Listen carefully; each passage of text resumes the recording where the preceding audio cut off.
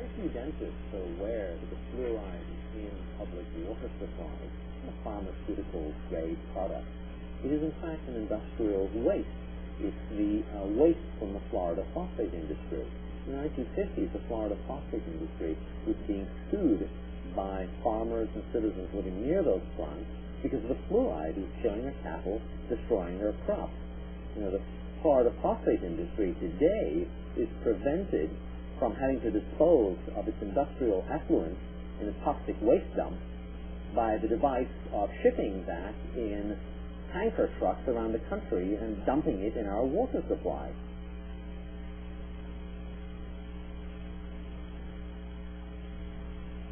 From the beginning, opposition to fluoride has been equated with believing the earth is flat or being against the United Nations.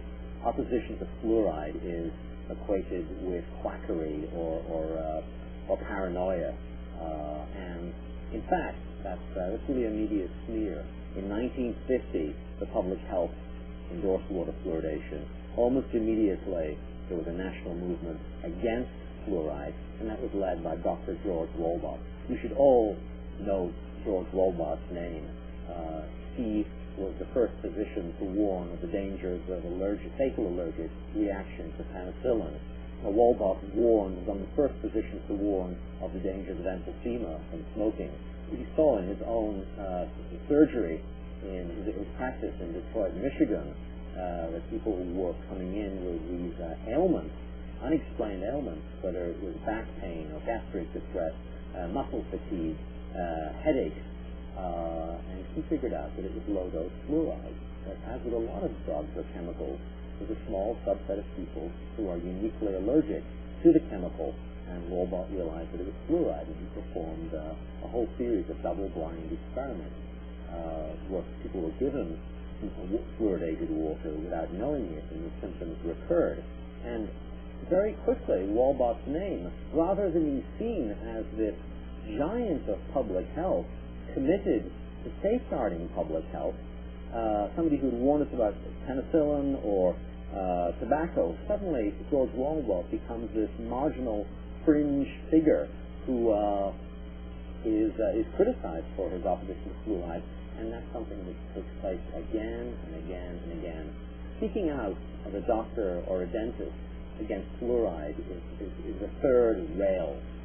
It's fatal to your career. We don't know George Wolbach's name because he was smeared by the Public Health Service for his opposition to fluoride.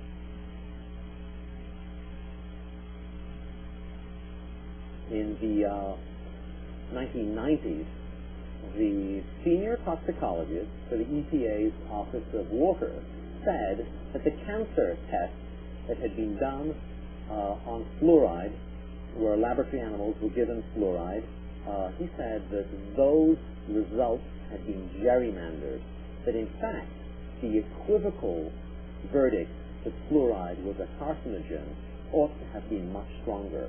He said that fluoride given to rats had produced bone cancer and liver cancer, and that those results had been doctored to make it look as though fluoride hadn't caused as much cancer. I've been in the toxicology business looking at studies of this nature for nearly 25 years, and I've never seen that. Never ever seen where every single endpoint that was a cancer endpoint had been downgraded. I'd seen one or two endpoints argued over, usually on the definition of what is a cancer in that particular tissue, but I've never seen every one of them downgraded. I found that very suspicious. Marcus was fired. Dr. William Marcus was fired, and a federal judge ruled that Marcus was fired because of his outspoken opposition to fluoride.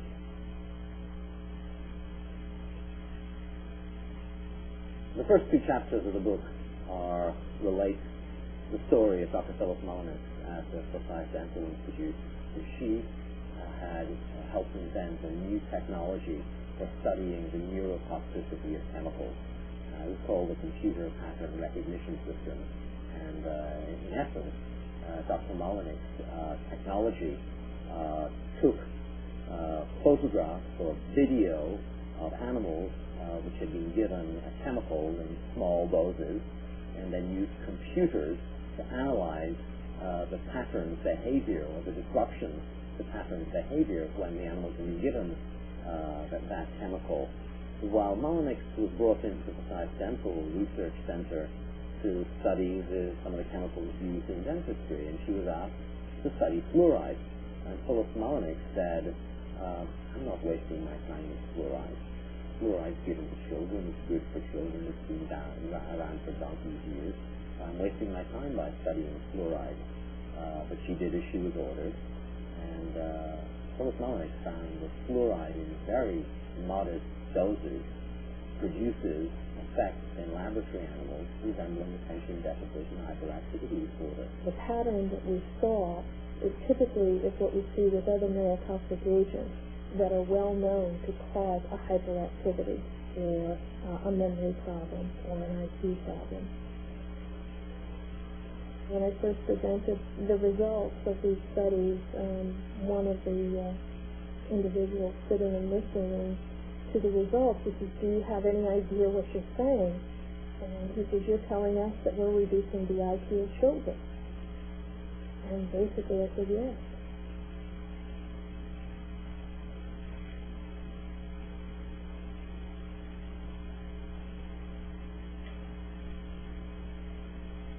She went from being an industry-funded, leading neurotoxicologist at a Harvard-affiliated research institute to being a voice in the wilderness. She has not received any grants nor any academic position as a research scientist since her opposition to fluoride was made public. The Center of Disease Control says that water fluoridation is one of the top 10 public health achievements of the 20th century. How can citizens deal with something like this? Question authority. For years and years and years and years, the public health establishment told us that lead in gasoline is safe. We know today that children's brains were damaged, were injured by the addition of lead to gasoline.